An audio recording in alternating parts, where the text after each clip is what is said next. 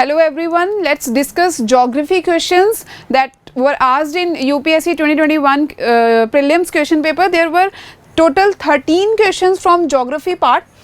So let's discuss first question. The vegetation of savanna consists of grasslands with scattered small trees, but extensive areas have no trees. The forest development in such areas is generally kept in check by one or more a combination of small conditions. So here it is asking about the forest development and the conditions. So which of the following is correct? First is burrowing animals and termites, fire, grazing herbivorous, seasonal rainfall, soil properties. And now see, if you know about the savanna climatic conditions कि उस region की जो climatic conditions हैं उसमें क्या क्या जो है dominant features हैं. सबसे पहले seasonal rainfall we can see कि सीजनल रेनफॉल होती है वहाँ पे, ऑल टाइम जो है पूरे साल वहाँ पे रेनफॉल नहीं होती है, बहुत ही कम समय के लिए, क्योंकि ड्राई पीरियड जो है ये सबसे बड़ा फीचर है. दिस जो ड्राई जो है फीचर है किसका, सवानास का. तो ड्राई क्लाइमेट बहुत टाइम तक रहता है, जिसकी वजह से फायर एक फैक्टर बहुत ही ज़्यादा जो है वो डोमिनेट रहता है, जिसकी वजह से नए जो है चांसेस रहते हैं सॉइल की फर्टिलिटी को रीगेन करने में. सो यहाँ पे हम फायर एक फैक्टर बोल सकते हैं, seasonal rainfall we know it, and the last thing that जब कैसे हर्बीवोरस, तो ग्रासलैंड है तो ग्रास होने की वजह से जो है एलिफेंट्स जो हर्बीवोरस एनिमल्स हैं लाइक जिराफ्स हो गए, जीब्रास हो गए, so they all are present. So ये तीन चीज़ें जो हैं ये C is the right answer 2, 3 and 4.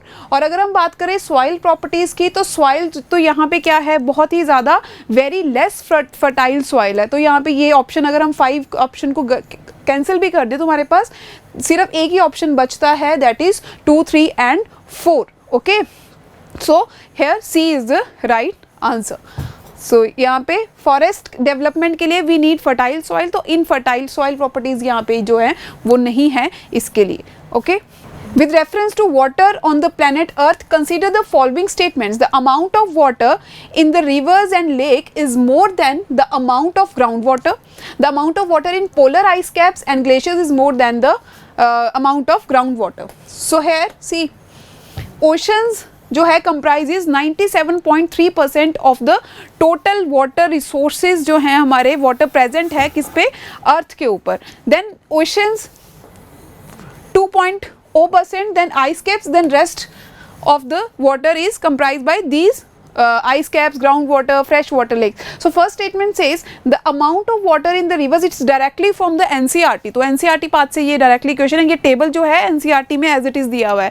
So if you know you have जो आपने याद किया होगा ये इस टेबल को, तो आप इजीली इस क्वेश्चन को सॉल्व कर पाओगे. तो यहाँ पे क्या है कि इन्होंने पूछा है रिवर्स में जो है पानी ज़्यादा है as compared to ground water. So see here, so जो हमारे ग्राउंड वाटर है, ग्राउंड वाटर 0.68 और यहाँ पे रिवर्स में सबसे ज़्यादा कम जो है वो रिवर्स में है. So first statement is wrong. Second is amount of water in polar ice caps, तो यहाँ पे सी इट्स 2% जो है, तो यहाँ पे ये जो स्टेटमेंट सेकंड रहेगी वो क्या रहेगी, सही रहेगी. So amount of ground water जो है वो कम है आइस कैप से. सो यहाँ पे B is the right answer.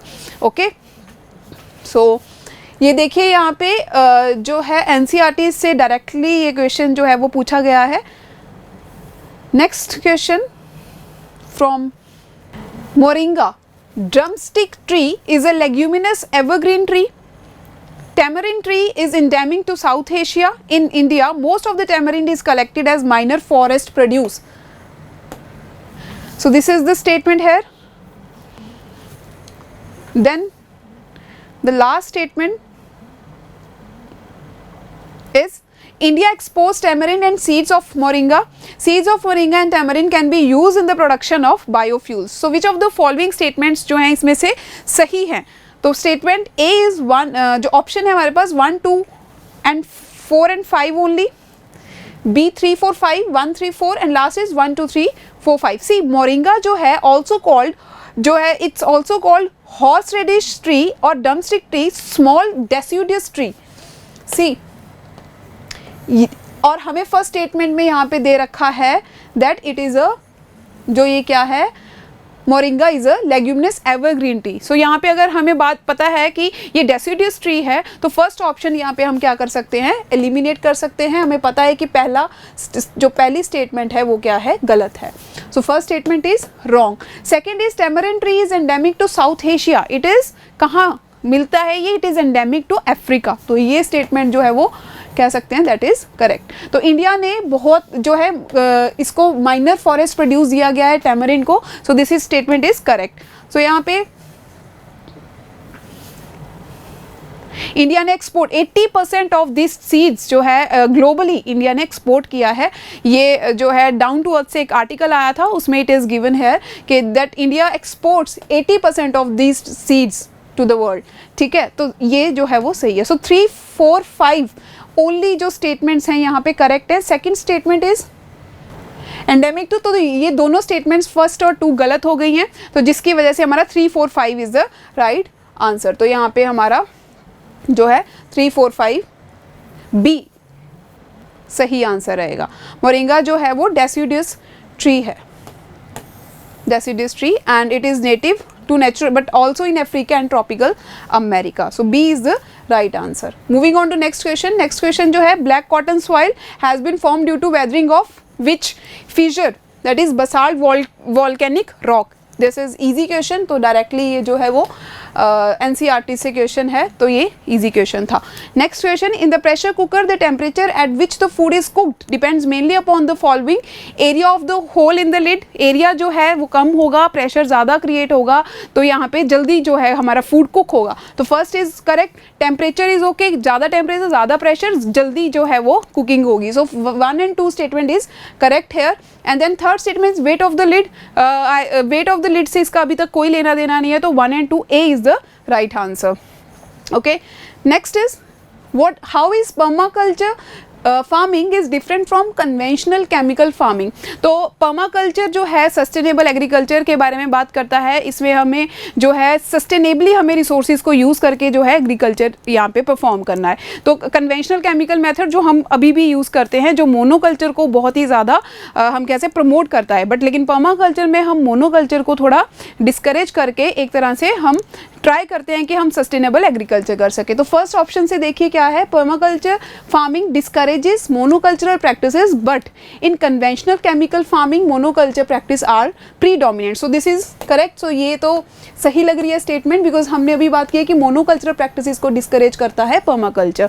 Okay, then conventional chemical farming cause increase in soil salinity but occurrence of such phenomena is not observed in permaculture। देखो chemical conventional farming में क्या होता है कि जो है सैलिनिटी सॉइल की क्या होती है, इंक्रीज होती है, बट ऐसा कुछ भी इसी को इलिमिनेट करने के लिए हमने ये अडॉप्ट किया है पर्माकल्चर। सो यहाँ पे सेकेंड स्टेटमेंट भी क्या हो जाती है, सही हो जाती है। Third is conventional chemical farming is easily possible in semi arid regions but permaculture farming is not easily possible in such areas. तो यहाँ पे ये चीज़, ये ऑप्शन यहाँ पे गलत है। क्यों है? क्योंकि यहाँ पे बोला है इजीली पॉसिबल। तो केमिकल फार्मिंग जो हम करते हैं वो सेमी एरिड एरियाज़ में तो इजीली पॉसिबल नहीं है। सो उनके लिए बहुत ज़्यादा हमें पानी की ज़रूरत पड़ेगी, तो ये थोड़ा मुश्किल हो जाता है और उसमें इरीगेशन प्रैक्टिसेस हमें ज़्यादा चाहिए। तो रिसोर्सेज जो है यहाँ पे, ये जो थर्ड ऑप्शन रहता है यहाँ पे गलत होगा। लास्ट है, practice of mulching is very important in permaculture farming but not necessarily so in the conventional chemical farming. तो मल्चिंग जो है एक प्रैक्टिस है जो कि इंपॉर्टेंट है किसमें, पर्माकल्चर में। तो मल्चिंग है कि हम सॉइल को कवर कर देते हैं ताकि उसका जो मॉइस्चर है वो रिटेन रह सके। So this answer is correct, so this statement is correct. So जो हमारा आंसर रहेगा यहाँ पे वो रहेगा 1, 2 and 4। 1, 2 and 4 स्टेटमेंट जो है वो सही है यहाँ पे। तो B is the right answer. Okay, next is with reference to Indus river system of the following 4 rivers, 3 of them pour in one of them which joins the Indus direct. Among the following, which one of such river that joins the Indus direct? तो यहाँ पे जो Indus river को directly join कर रही है वो एक ही रिवर है, दैट इज सतलज। तो सतलज रिवर है सी। यहाँ पे अगर आप देख पा रहे हो कि जो इंदस रिवर में सतलज रिवर जो है वो डायरेक्टली इंदस के साथ यहाँ पे मिल रही है। Otherwise this Jhelum, Chenab and Ravi, ये तीनों मिलके जाके इंदस में डायरेक्टली कौन मिल रही है, Sutlej. So D is the right answer hair.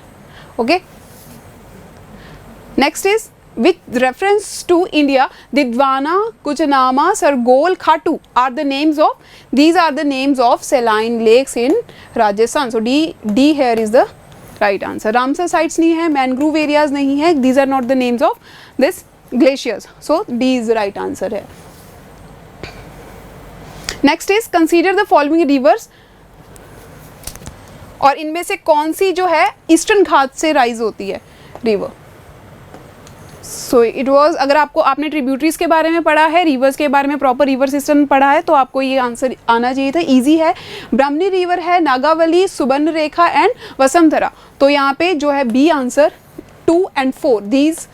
बाकी जो दो हैं वो वेस्टर्न घाट से ओरिजिनेट होती हैं, लेकिन नागावली एंड वसुंधरा ये जो दोनों हैं ये कहाँ से हैं, हमारे ईस्टर्न घाट से ओरिजिनेट होती हैं. ठीक है जी. चलिए नेक्स्ट क्वेश्चन है, among which of the following the least water efficient crop. Water efficient crop सबसे लीस्ट कौन सी है? Sugar cane. बिकॉज यहाँ पे मिलेट्स, ग्राम, सनफ्लावर ये ऑलरेडी हमें पता है कि उन एरियाज़ में ग्रो किए जाते हैं जहाँ पे वाटर की अवेलेबिलिटी बहुत कम रहती है. सो यहाँ पे ये वाटर एफिशिएंट क्रॉप्स हैं. हम बात भी करते हैं कि हमें इनके ऊपर शिफ्ट करना चाहिए, बट यहाँ पे शुगर केन तो proper it is a water intensive crop. यहाँ पे वाटर बहुत ज़्यादा यूज़ होता है. So this is a. ये डायरेक्टली क्वेश्चन एनसीईआरटी से है, तो काफ़ी सारे क्वेश्चंस यहाँ पे डायरेक्टली पूछे गए हैं एनसीईआरटी से. So the people those who are preparing for the next year, तो यहाँ पे एनसीईआरटी प्रॉपर अच्छे वे से line to line you need to know about it. Okay. Next question is, in tropical zone the western section of the oceans are warmer then the eastern section owing to the influence of trade winds. Okay. Then उन्होंने कहा है कि in the temperate zone westerlies make the eastern section of the ocean warmer than the western section. तो यहाँ पे दोनों statements correct हैं. क्यों? क्योंकि यहाँ पे बात की गई है ओशंस की. सी यहाँ पे ये ओशन नहीं बताया गया कौन सा ओशन है पर्टिकुलरली. पैसिफिक की बात करें, अटलांटिक की बात करें, इंडियन की बात करें, ओशंस की बात की जा रही है. तो ओशंस को अगर हम ऐसे मैप में देखा जाए, सो अगर यहाँ पे हम बात करें दीज टू, तो एज ट्रेड विंड्स यहाँ पे ऐसे विंड फ्लो करती हैं, ब्लो करती हैं, तो यहाँ पे ये वाटर को लेके वेस्टर्न जो है यहाँ पे इस साइड पे वार्मर जो वाटर है वो कलेक्ट हो जाता है. ठीक है. और इस साइड पे क्या हो जाती है, अपवेलिंग होती है, अपवेलिंग हो जाती है. तो ईस्टर्न साइड पे अपवेलिंग है, जो है वेस्टर्न साइड पे ओशन की क्या हो जाती है, वाटर वार्म होता है. तो यही बोला है कि ट्रेड विंड्स की वजह से ट्रेड विंड ऐसे चलती हैं, तो यहाँ से लेके ये इस वेस्टर्न साइड पे वाटर क्या है, वार्म है. सो यही है tropical zone. The western section of the ocean are warmer और ईस्टर्न सेक्शन क्या है, थोड़ा उससे कम है, जो कूलर है बिकॉज ऑफ दैट अपवेलिंग है. नेक्स्ट है टेम्परेट जोन में क्या है, westerlies make the eastern section of the ocean warmer than the western section. See यहाँ से अब इस साइड जाएंगी, हमें पता है गल्फ स्ट्रीम है. ठीक है. गल्फ स्ट्रीम जब यहाँ से क्रॉस करती है, आइडली तो वो सीधा जाना चाहिए थी, लेकिन वो गल्फ स्ट्रीम जो है उसकी तरफ वो चली जा. हमें पता है कि जो इंग्लैंड है, नॉर्वे वाले कुछ पोर्ट्स हैं वो नेविगेबल रहते हैं इसी वजह से, क्योंकि वहाँ पे वार्म करंट्स हैं. तो वार्म करंट्स की वजह से जो आइस है वो कुछ टाइम के लिए मेल्ट रहती है, जिसकी वजह से हमारे जो शिप्स हैं या फिर जो जितने भी हमारे पोर्ट्स हैं वो नेविगेबल बने रहते हैं. अदरवाइज़ वो एरिया वहाँ पर वैसा है कि वहाँ पर पूरा साल जो है वो आइस जो स्नो है वो पूरी साल रहती है. तो यहाँ पे दोनों स्टेटमेंट्स क्या हैं, करेक्ट हैं. ओके. तो ओशंस के बारे में पूछा जा रहा है, ये ध्यान में यहाँ पे रखना. थोड़ा टिपिकल क्वेश्चन था, एनालिटिकल था. यहाँ पे आपको कॉन्सेप्ट पता है, you can solve this answer. Okay. Moving on to next question. Leaf litter decomposes faster than in any other biome. See इतना ज़्यादा वहाँ पे टेम्परेचर है that leaf litter decompose faster, very जो है डिकम्पोजिशन का प्रोसेस है वो बहुत जल्दी हो जाता है. लाइक अगर हम कंपेयर करें अदर बायोम से, as a result soil surface is often almost bare. क्यों? फिर वहाँ पे और जल्दी जब डिकम्पोजिशन जल्दी हो रही है तो वो पे वहाँ पे जो हमारी कह सकते हैं सरफेस है वो बेयर रहती है. Apart from trees the vegetation is largely compose of plant forms that reach up to the canopy by climbing the trees growing as a epiphyte. C epiphyte जो है वो है कि जैसे वो सहारा लेते हैं किसका, एक अपने साथ स्टैंडिंग ट्री का. तो ये एक प्रॉपर पर्टिकुलरली एक प्रॉपर्टी है किसकी, ट्रॉपिकल रेन फॉरेस्ट की. सो यहाँ पे D is the right answer. Biome से काफ़ी सारे क्वेश्चंस यहाँ पे पूछे गए हैं. सो सी ठीक है जी। नेक्स्ट लास्ट क्वेश्चन यहाँ पे है, which one of the following is the reason why astronomical distances are measured in light. यहाँ पे लाइट के लिए जो प्रॉपर रीजन है यहाँ पे, distance among stellar bodies do not change, ऐसा कुछ नहीं है, सब कुछ वहाँ पे मूविंग है। Then gravity of stellar bodies does not change, light always travel in a straight line, but it's appropriate answer, speed of the light is always same, ये कभी चेंज नहीं होती है। So D is the right answer है। So thank you so much. 13 questions were there from geography. So next time से हम कहेंगे NCERT से बहुत ज़्यादा क्वेश्चंस पूछे गए और बायोम्स, ये दो चीज़ें जो हैं, और सबसे ज़्यादा यहाँ पे हम देख सकते हैं कॉन्सेप्चुअल क्लैरिटी होना बहुत ज़रूरी है ज्योग्राफी में। सो टोटल देयर वर ये जो हमने क्वेश्चंस डिस्कस किए हैं, तो इसकी वजह से ज्योग्राफी में analytical part plus NCERTs plus हमारा जो पार्ट्स हैं क्रैमिंग पार्ट, ये भी इक्वली इंपॉर्टेंट है। So thank you so much.